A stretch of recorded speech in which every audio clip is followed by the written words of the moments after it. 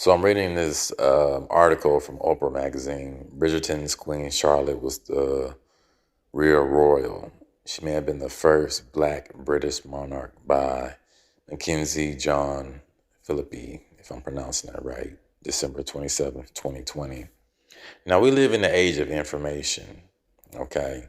There's books out there from David McRitchie, a European scholar in the 1800s. You got Dr. John L. Johnson, Negro Rulers of Scotland and the British Isles.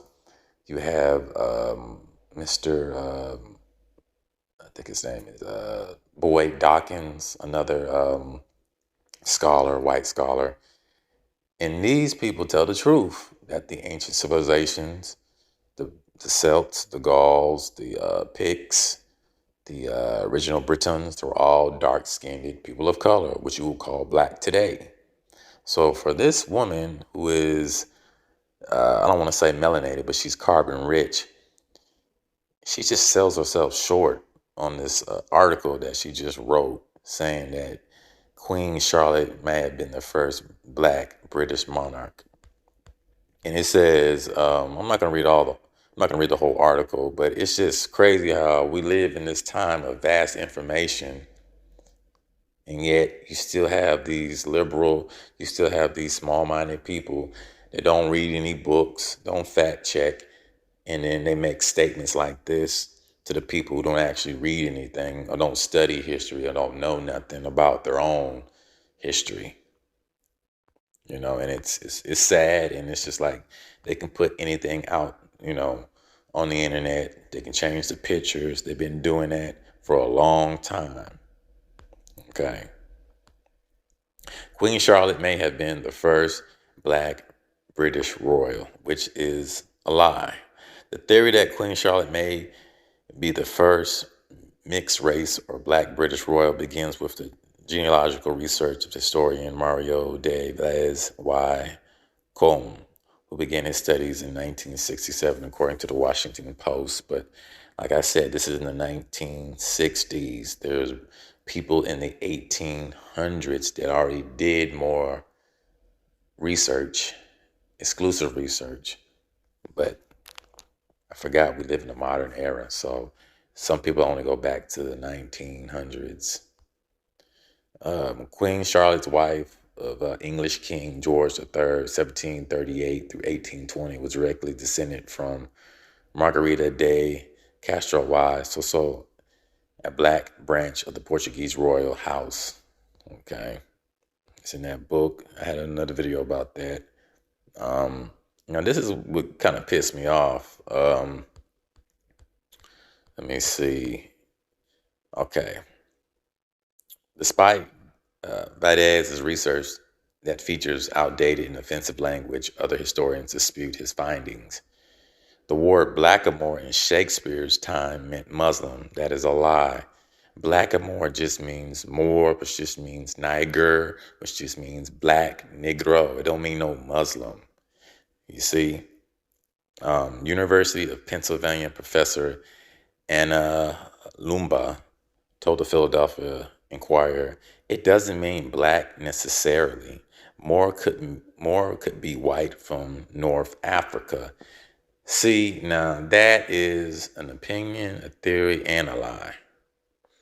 Okay, because if you look at the etymology of the word blackamoor, Moor, Negro, it means black. You hear a lot of these people, you can go talk to the Moors, you can look on YouTube. It has nothing to do with being white from North Africa. And yeah, they like to put in Berber and that mixture, but those, no. Moor just means black. Let me see. I go back and forth between wishing I had actually written her in the books and then being glad I didn't, because I don't know if I could have done as good as a job, Quinn says. This is the actor that was portraying her in the show. Let me see. But this is all I wanted to comment on. I'm going to get my book. And the good thing about these books is they give you the sources and they give you where he was getting his information from. Because people have to really research the words and look into the etymology of certain things, because they use different words in different time periods. And throughout generations, centuries, people, especially the Indo-Europeans, they've changed the words. It's all about their white supremacy, but I call it white rulership because they're in their rulership right now. And as you can see, it's coming to an end. The truth is being told. So I'm going to start out with the Queen Matilda, the Scottish Queen Matilda, who was also called Edith or Maud, was the daughter of Malcolm III, the Saint Margaret of Wessex. 1080 through 1118 AD, the princess was placed in a covenant at the age of 6, but throughout her stay, she never took the oath of a nun, which gave her state rights to marry Henry I of England. During that matrimony, she gave birth to Matilda and William. Her daughter married Godfrey of Anjou and had 3 children, by which the oldest became King Henry II of England, the 22nd great-grandfather of Elizabeth II. Matilda Edith lineage is traced all the way back to Kenneth the Niger, or Dub, who was a descendant of Kenneth MacAlpin, Niger van Dub, whose lineage is traced to Fergus Moore. Fergus Moore, who was the African Malaysian race, became the father of every Scottish ruler and a continuous line of English rulers through Matilda.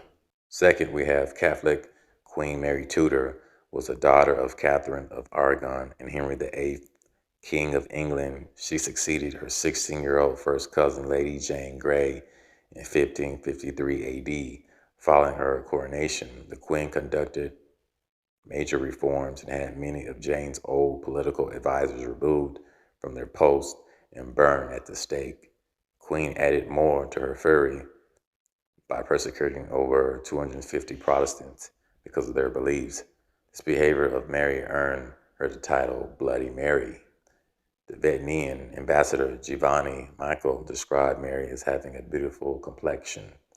Michael's description of the queen shouldn't become alarming, since her mother, Catherine of Aragon, was of Spanish origin, a people of African Moorish lineage. Mary's genealogy is also traced through Kenneth the Niger Dub, who was the ancestor of her great-grandmother Margaret Beaufort, the mother of Henry VII and grandmother of her father, Henry VIII. In AD 1558, the queen became ill and died suddenly. Her marriage to Philip II of Spain, who was not genetically white, but of African Moorish lineage, as what was of most black Spaniards, left her childless, thereby leaving to succession to her half-sister, her younger sister, Elizabeth. Queen Mary I, who was a distant cousin of Elizabeth II, is remembered for restoring the Roman Catholicism in England, which was reversed after her death by Elizabeth I. Orthography, Gaelic coded in English. So basically, orthography is the conventional spelling system of a language. So now I'm going to read from the book Ancient and Modern Britons, Volume 1, page 190. The identity of certain Gaelic words with English is often concealed by its orthography, but the pronunciation at once reveals it.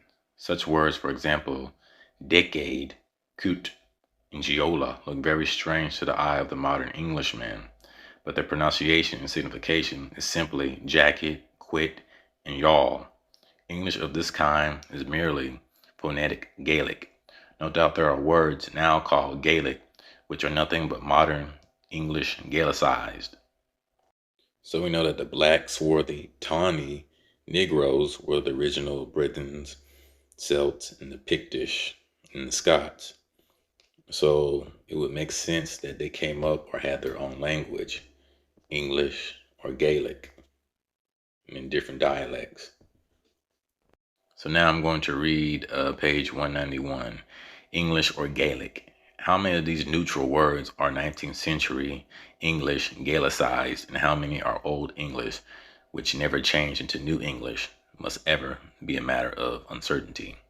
It seems likely, however, that the class to which Geola or Yawl belongs cannot be included under the heading of modern English Gaelicized. For words of this sort are very common in Anglo-Saxon as well as in Gaelic, and they seem to indicate such an utterance as that of slow-speaking Hungarians described by Gibbon, since the vowels which terminates each word, otherwise a monosyllable, is little else than a draw. Some examples of this feature are the following, the words in italics being the Scotch Gaelic forms: atta, hat; epa, ape; bata, boat; bosca, box; boga, bow; bomma, bomb; kappa, cap; canna, can; cota, coat; coupa, cup; drama, drum; alara, earl; giola, yawl; grota, groat; greta, gate; gunna, gun; piti, pet; polka, poke; roka, rock; ropa, rope; tinga, tongue; tunak, ton; and unsa, ounce. Four of these examples are duplicated in Anglo-Saxon in the words boga, bat; earl, and tonga, while that language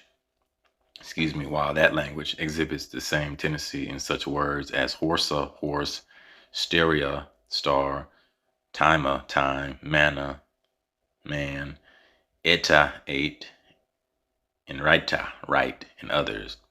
So what I thought was quite interesting is the NFL player from the early 2000s, Donovan McNabb, went to the Super Bowl, played with Terrell Owens.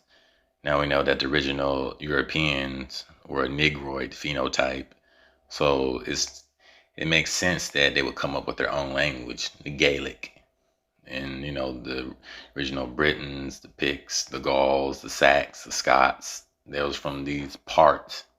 Okay, but I'm gonna read this right here. It says, and we see the Dutch, because original Dutch were also people of color, spelling in the Irish Gaelic Book of Rights O'Donovan translation, page 131, in the surname McDubbin, which in English would be O'Donovan, like Donovan McNabb.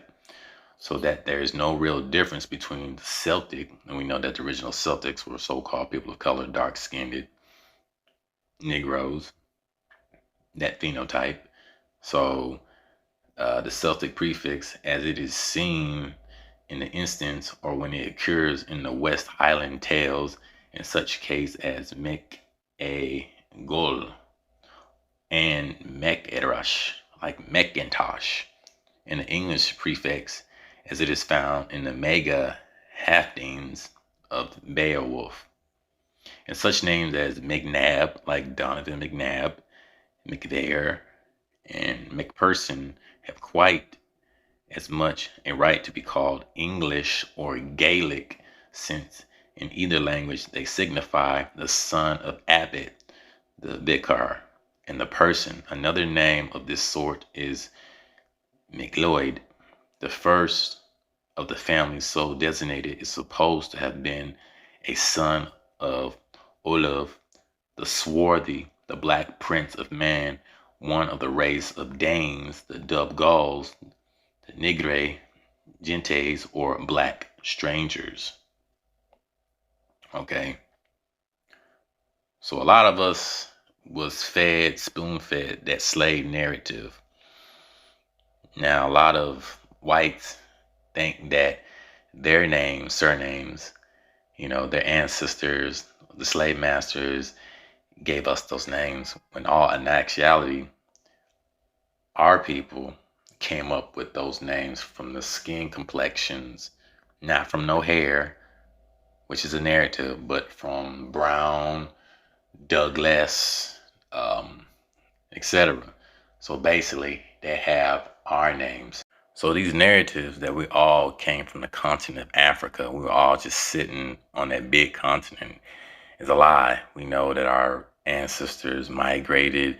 There was wars, there was migration, there was famine, there was plagues, slavery, a mixture of different ethnic groups, races, seed lines. But the original inhabitants of the earth were so-called black people, people of color. They still exist today. They just are lacking an identity, which we identify ourselves as black. But peace and shalom. I told you to go behind the words and dig out the truth. No, that's the name of the slave masters who own your family. I told you to go behind the words and dig out the truth.